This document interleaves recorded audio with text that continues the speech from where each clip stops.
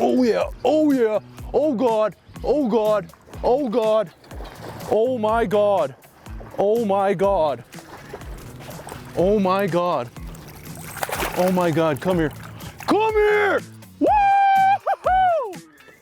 Oh my God, oh my God, it's a 6-pounder, dude. Boom!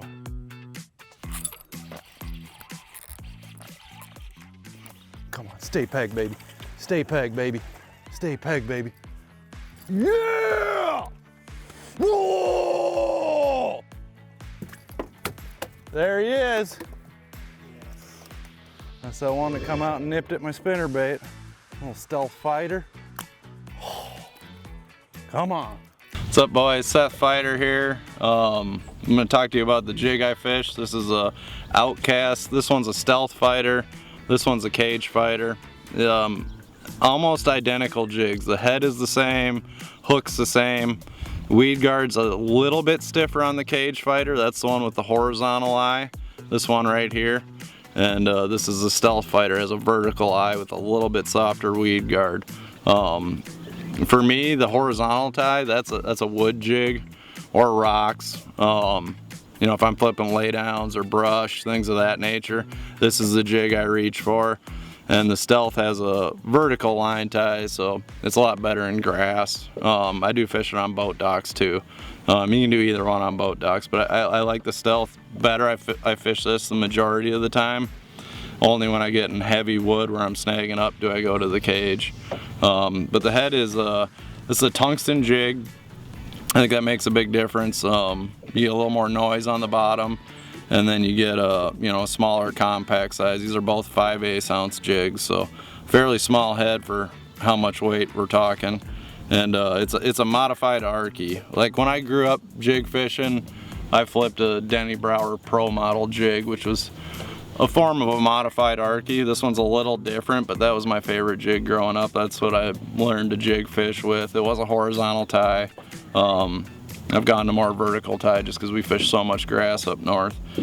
And but either way, it's a modified Arky. So I wanted that head just because an Arky head's probably one of the most versatile heads there is. This one's trimmed down a little bit to make it a little bit better in grass versus a real wide or almost round shape of an Arky, which is a better wood jig.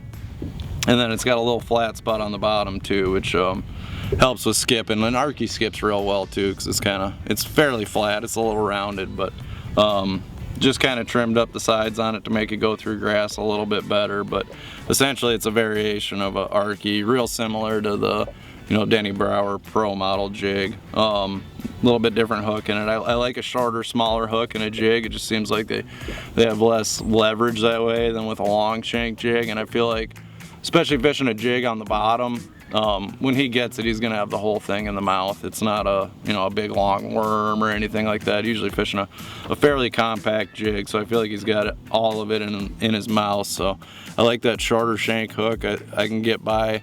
I can also fish a lot smaller jig too. And another thing I like about the short shank hook, depending on the trailer I'm using, I usually trim my skirts down pretty good. They come long out of the package, but if I want a real compact jig, I can cut my skirt off right at the hook, cut my trailer down, and still have a real compact profile. And then the other trailer I would fish would be a chunk style, which you're just kind of nose hooking a chunk on there, so the whole trailer's behind the jig. Another reason why I like the shorter shank. If you had a long shank jig, fishing a chunk style trailer, you'd have to leave your skirt really long to match it up. So, and then I think I lose less fish with a short shank hook. It just gets pinned in their mouth, and there's not a lot of wiggle room, not a lot of swing. You don't need a super big hook in a jig. I don't throw a lot of jig skirt colors. I keep it really simple.